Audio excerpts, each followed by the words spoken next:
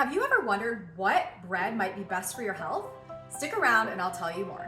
Hey, I'm Stacey Heine from the Urban Pharmacy. I am in the kitchen today, actually clearing out a lot of our deep freezers because we are making way for all of our spring produce from the farm and getting ready for 2025 season of preservation, like the tomatoes from the garden and all of the zucchini and the squash that we saved, and the sweet potatoes. So I need to make way for all of that, and I have found multiple different types of bread in the freezer because that is where we keep it to keep it fresh, and I'll tell you why we do that in a minute. But I want to help you understand what bread might be best for you and what bread might be best for blood pressure if you are watching that number. First off, let's talk about why we store our bread in the freezer. Our bread that we get is not full of preservatives and stabilizers like you will find at the grocery store. All of the grocery store foods and breads that are sitting on the shelf have a significant amount of preservatives in them, whether it be a ton of salt or other fake chemical ingredients that stabilize and keep these things shelf stable for a really long time. And we do not buy any of those types of breads. We buy breads that if you buy them and put them on your countertop from the freezer section and you leave them out for a few days, they will actually mold. And that is a good sign. That means that they're not full of preservatives and stabilizers and that they are more of a, quote, living food. They have more nutrients and they are better for you.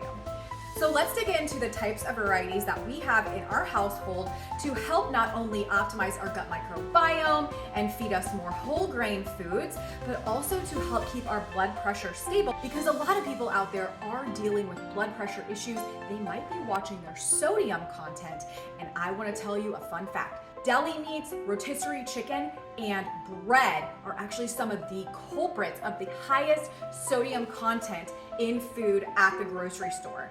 So the American population is getting a ton of sodium from those foods, and you wouldn't think it, but bread is one of those culprits.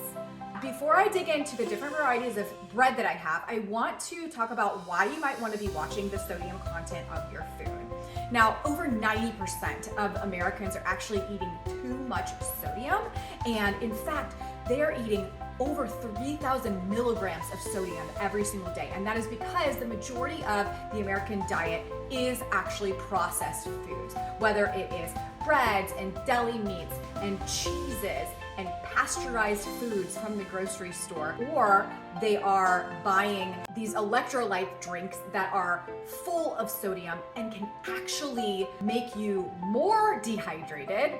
No matter what, we have a sodium issue in this country, and it is directly linked to not only kidney issues, but also high blood pressure, increased risk of cardiovascular disease, and like I said, it can actually lead to dehydration because the blood has all of the sodium in it after you eat it, and it has to balance it out. So what does that do? It draws out the hydration from your cells and your muscles to get it into your bloodstream, so you cannot have too much sodium in your bloodstream, because we know that too much sodium in the bloodstream damages the endothelial lining of our cardiovascular system, and our body is smarter than that. It does not want that, so it pulls all the water from everything, from our skin, from our cells, from our muscles, to get it into the bloodstream so that we are not dehydrated. And this is a real problem. People are consuming so much sodium and they're getting electrolyte imbalances, and we just really need to be a little bit more careful about the sodium that we are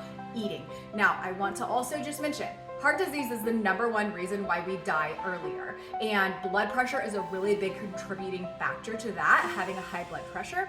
And making simple changes like what I'm going to show you today can be really, really powerful for your health when you're choosing foods from the grocery store. First off, let's start in the frozen food section. This brand can actually be found at most grocery stores these days. It's not just at Whole Foods or your healthy food grocery store down the street. It's actually found in so many places, and I get this from Instacart, have them deliver from our local grocery store, and there's lots of different varieties. The brand is Food for Life, and it is the Ezekiel sprouted grain breads. Now, these breads are not technically gluten-free because they are made with whole wheat berries, but the coolest thing about it is that the whole wheat berries are actually sprouted before they make their bread products. Now, what does that do? First off, it takes away any excess phytic acid that is on the grain, which people claim as anti-nutrients, although phytic acid can be cancer fighting. That's a whole other thing we can talk about later, but sprouting your whole grains also increases the bioavailability of those grains. So it actually unlocks the grain itself to give you more nutrients that are more absorbable.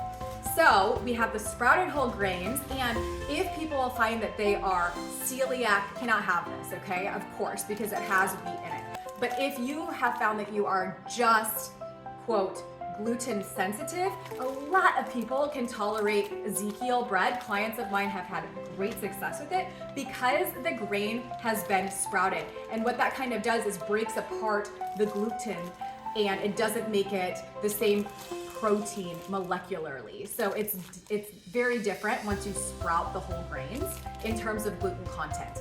So you will find that the texture of these are actually not as chewy as you're used to having in a regular whole grain or white bread, because the gluten has actually been broken down because the grain has been sprouted. It's more of a living product, and then they turn it into the bread, okay? So the Ezekiel brand, the Food for Life brand, has lots of different things from Ezekiel, and I'm gonna break it down a little bit more for you. But what I love about it is that it actually passes my sodium test. So I typically have a sodium test for packaged foods that come into our house, and it is this. It is that your sodium in milligrams, you'll see it on the nutrient label, is equal to or lower than the calories per serving. And these English muffins fit the bill. So the English muffins have 80 milligrams of sodium. The sodium milligrams want to be the same or lower than the calories per serving. And the bread that you have in your home right now probably does not pass that test. So just something to know. And not all foods can be that way. Like if you were to purchase olives, for instance, the sodium content is quite high, but I'm always on the search to find the perfect olive that doesn't have so much sodium in it. And I have found a few different brands, by the way. So anyways, the English muffins pass the test from Ezekiel Food for Life. So does the pita bread. So same brand, found in the freezer section only at your grocery store, by the way, because there are no preservatives in it. This has 100 milligrams of sodium, and the calories per serving are 110. So this is actually lower in sodium than the calories per serving, which is a great sign. Okay, these pita pockets are so good. We love making pizzas on them. Yum, delicious. Okay, same brand, not the orange label though. Most Ezekiel products have the orange label, and the original Ezekiel bread, like I'm gonna show you here, actually has the orange label as well, but they came out with a low sodium version. So the original version is already naturally low in sodium. I think it passes the sodium to calorie ratio test that we use.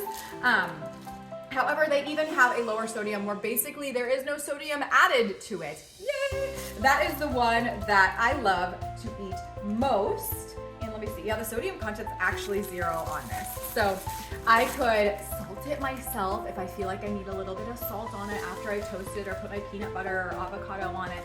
Totally fine, because most people are not getting their sodium in the American diet from just the table salt. That's not where it's really happening. It's happening from the processed foods that we're eating way too many of, okay? So I love getting the low sodium version, getting a little bit more of a close-up there. Low sodium, the pita pockets, Ezekiel brand, or Ezekiel,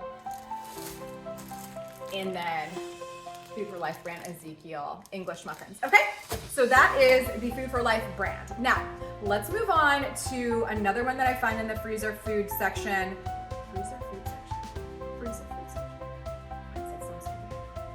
Anyway, manna bread. Now, this is a tricky one to find, and it can be sometimes found at different Whole Foods, but I actually get it by the case, delivered to our door, and it comes frozen, which is amazing. This one is highly perishable, but it is another sprouted food product. So this has whole wheat kernels, it has dates. This is a sweet one. It has dates, it has oat flour and cinnamon. Those are the only ingredients. There's no sodium added to this one. I love it. This is so good.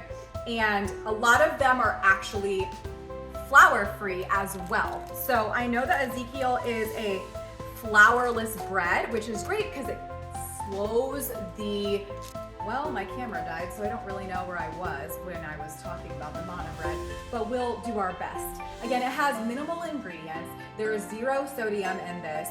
There's 5 grams of protein, and you also get 5 grams of dietary fiber, which, by the way, 97% of Americans are actually deficient in fiber. We need to stop counting the protein so much and start counting the fiber, because 97% of Americans are actually getting enough or too much protein, and the same amount is not getting enough fiber. So isn't that crazy?